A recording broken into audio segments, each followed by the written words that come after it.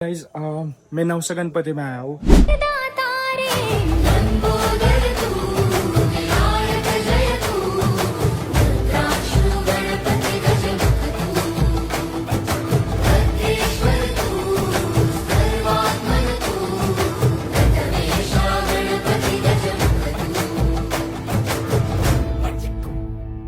और यहाँ के जो भैया है वो उनके अनुभव शेअर करने वाले हैं की उनको नवसा गणपतीचा क्या अनुभव आहे. तर दादा मला ना तुझ्या जे तुला फिलिंग झालेली आहे नवसा गणपतीला येऊन म्हणजे तुझे जे अनुभव आहे ते मला थोडंसं शब्दामध्ये सांग, ज्याच्यानी मला माझ्या युट्यूबरला आणि म्हणजे माझे जे फॉलोअर्स आहे त्यात त्यांना इन्फॉर्मेशन भेटेल आपल्या नाशिकबद्दल आणि नवसा गणपतीबद्दल. तर सांगतोस. श्रीरामचंद्रांच्या पदस्पर्शाने पावन झालेलं जसं नाशिक पौर्णिमा आहे, तसेच त्याच्या आधी पण जसं सांगायचं झालं तर नवशा गणपती हे देवस्थान बरेच वर्षापासून आहे आणि जवळजवळ याला बराच इतिहास आहे दादा. आणि याचे साक्षात्कार खूप मोठा आहे. म्हणजे जसं नावातच आपण म्हणतो नवस आहे, त्या नवसाला पावणारा हा बाप्पा आहे.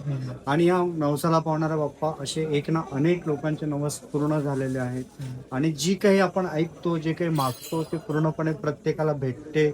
आणि श्रद्धा तर आहेच, पण त्या नवसाला खऱ्या अर्थाने तो पुरेपूरपणे पावणारा बाप्पा आहे. आणि या श्रद्धेपोटी प्रत्येक जण येत असतो.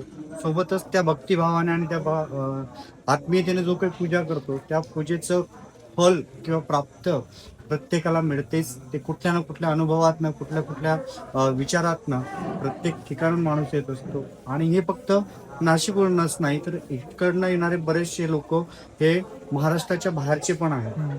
आणि ही आख्यायिका एवढ्या प्रमाणात आहे की त्यांचं नाव ऐकून प्रत्येक जण, आता माझ्या बाबतीत सांगायचं झालं तर मी जेव्हा नाशिकमध्ये आलो, माझं मूळ गाव प्रॉपर रावेर तालुक्यातलं, पण मी जेव्हा नाशिकमध्ये आलो तेव्हा माझ्या कार्याची सुरुवात मी नवशा गणपतीच्या ह्याच्याने केली.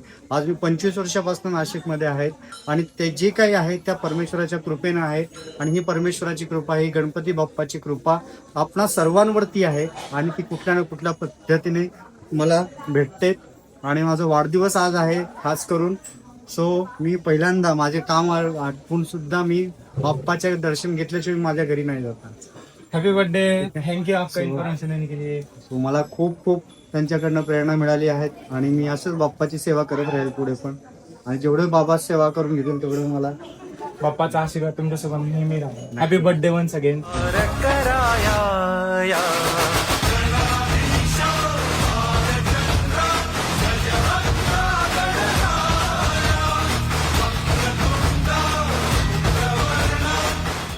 फाइनली गाइस, हमने जो कल बोला था मेरे ब्लॉग में कि हम कुछ भी वस्तु लेते नासिक कर तो पहले नवसा गणपति को स्पर्श करा के उसका शुरुआत करते हैं.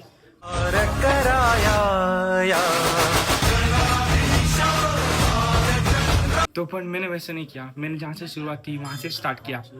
बट आज मैं फाइनली नवसा गणपति में आके गणपति बप्पा का आशीर्वाद लेके आज का ब्लॉग शुरुआत की.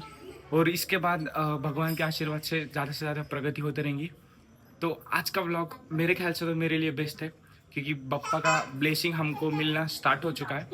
तो बहुत ही अच्छा लग रहा है.